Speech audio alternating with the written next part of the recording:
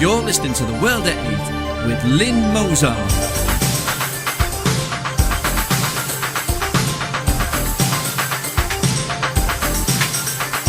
The World at 8, the number one in nationalist news.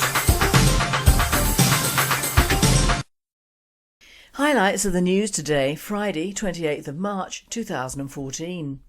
3 teenagers from Brent charged with a gang rape of girls 16 in Harlesden. 5 Peterborough men to stand trial on sex abuse charges. 3 arrested in immigration raid on Leeds sweet shop. A British mother with backbone welcomes death sentence handed to killer of her daughter in Qatar. Al-Sisi announces his candidacy. Muslim sex offender who tried to kidnap 4-year-old girl excused for cultural differences. South Dakota Muslim refugee gets life sentence for sex trafficking of teen girls. Thought for the day, black or tan. And finally, boom boom. UK news. 3 teenagers from Brent charged with gang rape of girls 16 in Harlesden. 3 teenagers from Brent have been charged with the gang rape of a 16-year-old girl in Harlesden. Qatar Osman Abdi, 18, of St Thomas's Road, Harlesden, is due to appear at Hammersmith Youth Court accused of 2 counts of rape against the girl. A 16-year-old boy from Harlesden who cannot be named for legal reasons has been accused of 4 counts of rape against the same girl, and a second boy, also 16, from Wembley is charged with a single count of the same offence. Both boys will appear alongside Abdi. The trio are alleged to have carried out the sex attack on March the 16th. 5 Peterborough men to stand trial on sex abuse charges. Yasir Ali, 28, of Grange Road, denies 6 counts of rape, 2 of making indecent photographs of children, 1 of sexual activity in the presence of a child, 7 of trafficking and 1 of witness intimidation. Daim Ashraf, 19, of Almoners Lane, denies 3 counts of rape, 1 of sexual assault, 1 of sexual activity with a child, 1 of sexual activity in the presence of a child, 7 of trafficking and 1 of witness intimidation. Akash Yashin, 18, of Gladstone Street, denies 1 count of sexual assault and 2 of trafficking. Mohammed Aslam, 24, of Grange Road, denies 1 count of rape and 1 of sexual activity in the presence of a child. James Daly, 25, of Grange Road, denies 1 count of rape. Prosecutor Patricia Lynch is due to open the case at Cambridge Crown Court on Monday in a trial expected to last up to 8 weeks. Restrictions which have prevented the reporting of the case were lifted by Judge Mark Lucroft after representations from the press at a hearing. 3 arrested in immigration raid on Leeds sweet shop. The Pakistani trio aged 18, 29 and 30 were held by Home Office officials following a swoop on Yadgar Sweet Centre on Hare Hills Road in Hare Hills on Wednesday. They were found to have overstayed their visas and have been detained pending their deportation. The business, which sells Asian confectionery, was served with a notice warning that it could be fined up to £10,000 for each illegal worker unless bosses can prove they carried out necessary pre-employment checks. Assistant Director Anita Bailey from the Yorkshire and Humber Home Office Immigration Enforcement Team said, "These operations show we treat all allegations of illegal working extremely seriously, and those who ignore the rules will not go under our radar." A British mother with a backbone welcomes death sentence handed to killer of her daughter in Qatar. The mother of a young British teacher sexually assaulted and murdered in the Gulf state of Qatar last night welcomed the death penalty handed to her killer. Alison Patterson, 49, said justice has been served after Badr Hashim Khamis Abdallah Al-Jab was found guilty of murdering her daughter Lorraine, 24. A court in Qatar's capital Doha heard how Lorraine from West Malling in Kent vanished after a night out in the city last October. Her smouldering remains were found in a remote desert spot outside Doha just days after she was last seen leaving a nightclub with 2 local men. The court heard that Lorraine had been sexually assaulted and stabbed before her body was set on fire. A knife was found in her ribcage. Another man, Mohammed Abdallah Hassan Abdulaziz, was also sentenced to 3 years in prison for helping dispose of Lorraine's body by burning it, as well as damaging and getting rid of other evidence. Both men were arrested in October last year, shortly after she'd gone missing. She'd only just returned to Doha after attending her grandmother's funeral in England. Lorraine's mum was deeply upset with the 3-year jail sentence given to Aziz for helping dispose of Lorraine's body and tampering with evidence. Mrs Patterson said, "At no time did he choose to help my daughter or report the murder. In fact, he did the contrary. He helped Al-Jabbar dispose of Lorraine's body in the most callous and barbaric way." European news. Do It for Denmark competition calls for Danes to have more sex to tackle declining birth rates. A travel company is calling for Danes to have sex, and lots of it, in a tongue-in-cheek competition aimed at tackling the country's low birth rate. The bold Do It for Denmark advert from Spege Reisha Travel promises 3 years of free baby supplies and a child-friendly holiday for the lucky couple who can prove they conceived their child while on one of their holidays. The travel company claims it's tackling the country's declining birth rate by asking Danes to do it for Denmark and reproduce. A report published in February 2013 described the birth rate amongst Danish women as dangerously low. It found more than 1 in 5 couples were childless, despite the majority of couples reported wanting between 2 and 3 children, according to the Copenhagen Post. Jean Valdebo, the managing director of Spege, said they wanted to make reproducing even more fun by offering discounts on city breaks to help with population growth. Well, look at it this way, it's not just about winning, all the fun is in the participation. World news. Al-Sisi announces his candidacy. Former Army Chief and Minister of Defence Abdel Fattah Al-Sisi has announced that he will be running in the forthcoming presidential elections, speaking of the daunting challenges ahead. To the rejoicing of millions of his supporters and the expectation of possibly angry or resentful opposition, the former head of the Armed Forces and Minister of Defence, Abdel Fattah Al-Sisi, announced his formal resignation from the Armed Forces on Wednesday evening and his intention to stand in the forthcoming presidential elections, once the Presidential Elections Committee has announced them, a development scheduled for Sunday. I stand before you for the last time in the uniform that I've had the great honour of wearing for the last 45 years since I joined the military in high school, Al-Sisi said at the beginning of a 15-minute statement that was televised on all state-run Egyptian TV channels, as well as by private and satellite channels. Using colloquial but carefully structured language, the outgoing Minister of Defence said that he was parting from his uniform in order to continue the mission that he had always taken upon himself since he had decided to join the military to serve the nation. "I shall always consider myself to be a soldier in the service of the nation and will always put myself at the disposal of the people in any position they may ask of me," Al-Sisi said. Muslim sex offender who tried to kidnap 4-year-old girl excused for cultural differences. This is a horrifying story, not just because of the actions of the Muslim sex offender in Australia, but because of the actions of the authorities who continue to let people like him abuse, assault and walk away. Sex offender Ali Jafari, accused of attempted child stealing, has had all charges against him dropped after a magistrate told prosecutors he would have trouble finding Jafari guilty. Magistrate Ron Sains said if he was hearing the matter he would have reasonable doubt, citing cultural differences as one factor which would result in the charges being dismissed. Jafari, 35, an Afghan refugee, was convicted in Geelong Magistrates Court on August 22, 2013 of indecently assaulting one boy and attempting to indecently assault another. He was placed on a 2-year community corrections order with 300 hours unpaid community work. Jafari appeared in Geelong court again yesterday, this time charged with child stealing, attempted child stealing and unlawful assault. Police prosecutor Sergeant Brooke Shears said that at about 6:30 p.m. on January the 27th, 2014, a 4-year-old girl went to Bakers Oval, Geelong West, with her father and brother to play cricket. She said that whilst the child's father was throwing the ball to his son in the nets, the little girl was playing with her own bat at the net opening.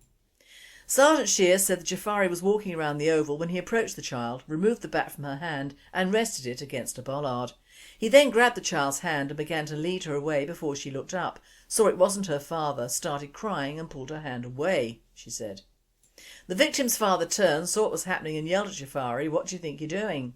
The victim ran crying to her father and he comforted her while Jafari walked off around the oval.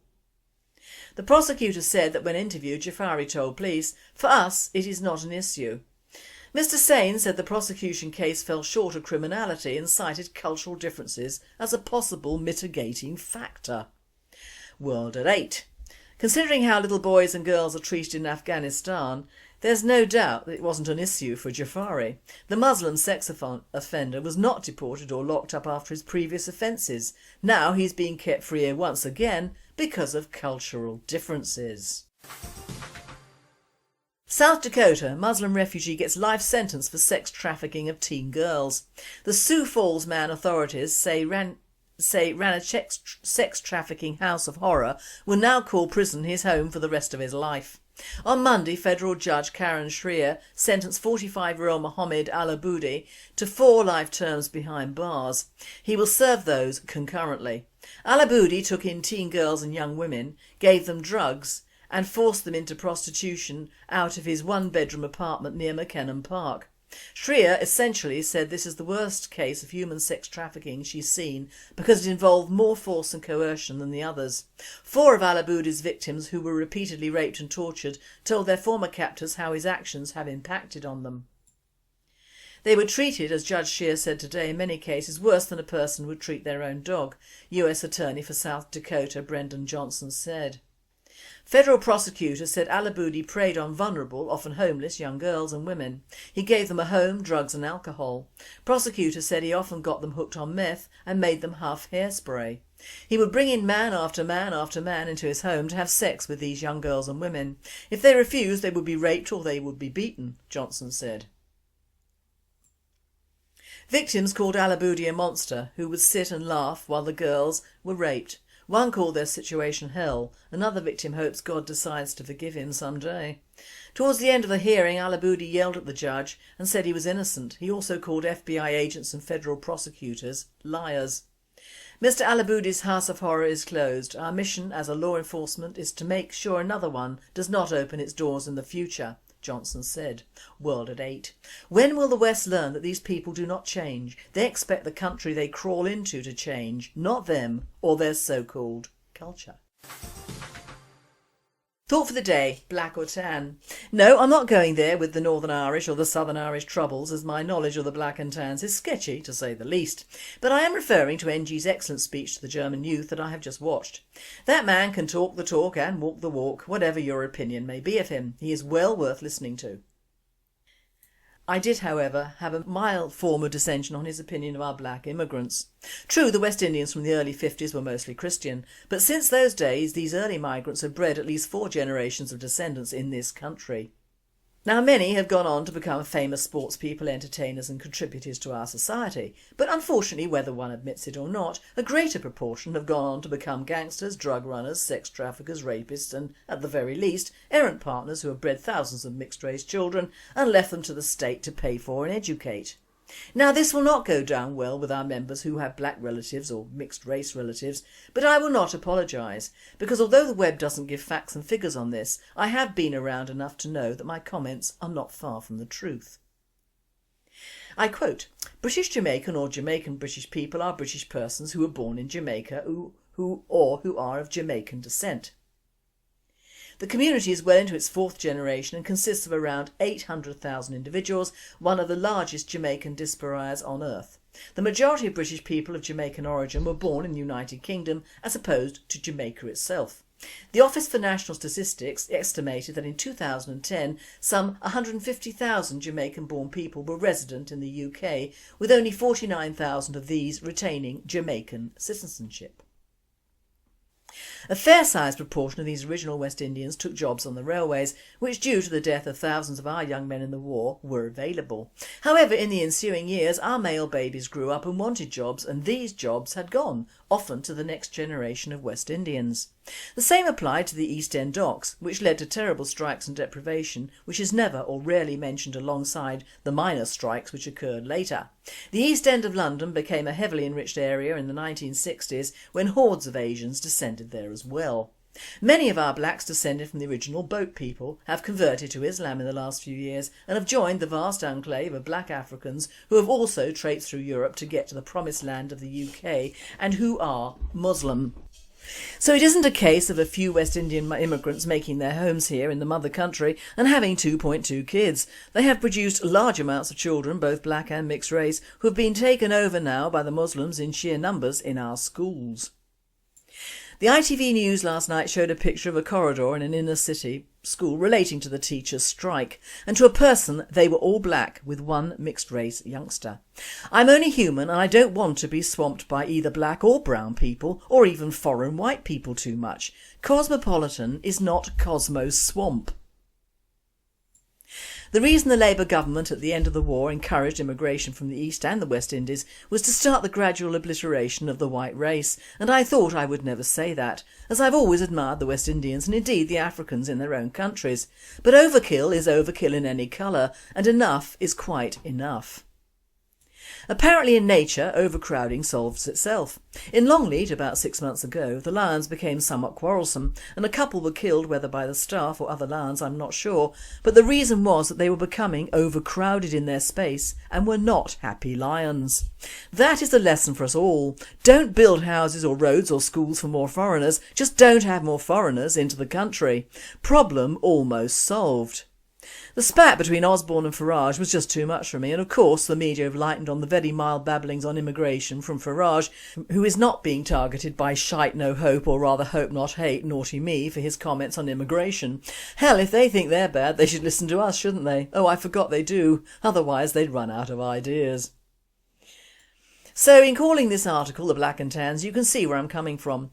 When it comes to a question of immigration, touchy though it is, one has to take the picture as it is now, not as it was 40 years ago, when things were getting tough, but they were bearable for the average man in the street. Now it is a totally different picture, and that picture has been orchestrated and planned by all the establishment, and I include the Zionist bankers, the East End bankers, global and corporate interests, and multinational big businesses, which include armaments and research on how to kill as many people as possible but not get caught. It is all immigrants who are to blame for Britain today and the sheer numbers that have been allowed to come and stay. People may say you can't blame the immigrants, but of course you can, and I will. There have been enough murmurs for enough years to let the most sensitive amongst them know that the majority of people in this country do not want any more immigration. But still they come, and still they are allowed to stay, breed, commit crimes, get benefits, obtain healthcare for their elderly and disabled who cannot contribute, but still come over to the United Kingdom. They come every day, and this stream of people doesn't stop ever, and that is what's frightening to the average man in the street. If he still has a high street to walk in, that is. One doesn't get frightened by what one doesn't understand, which is the mantra of the anti-white brigade. We get frightened by what we can see, hear and understand only too well.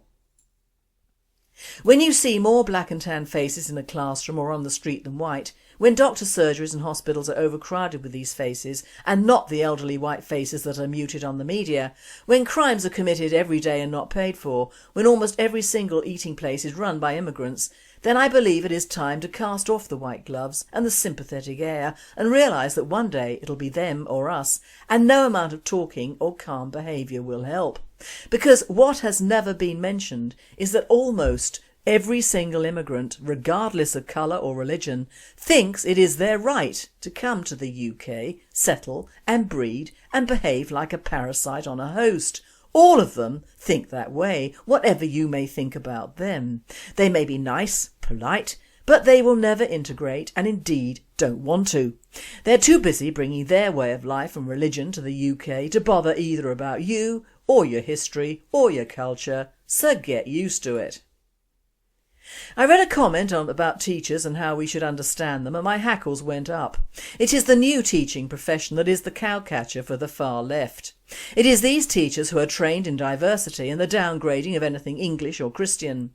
It is no coincidence that Shite No Hope promote youngsters from universities who have gone through the usually comprehensive system of race relations.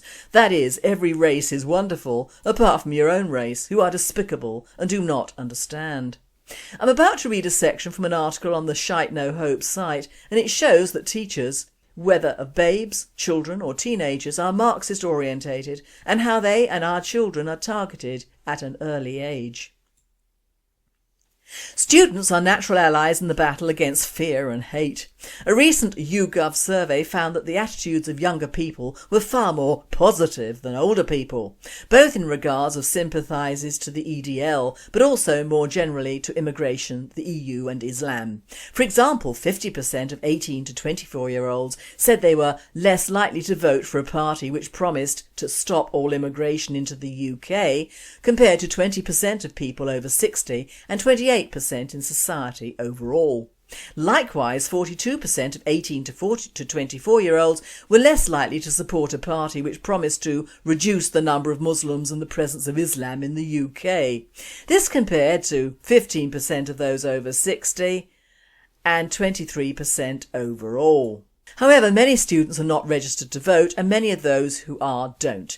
The Electoral Commission estimate that 22% of students are not on the electoral register, and only 44% of those who were actually voted in the last general election.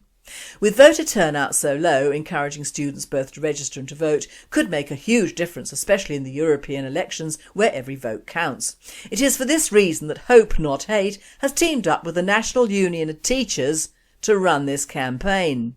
If you want to get involved in Campus Call Out or even organise an event in your college, then please sign up here. So you can see that if these targeted students vote, they are not going to vote for us in the British National Party, and most, if not all, immigrants who are now numerous in enriched areas are not going to vote for us either, let alone the ones bussed into certain areas by the Labour Marxist bods.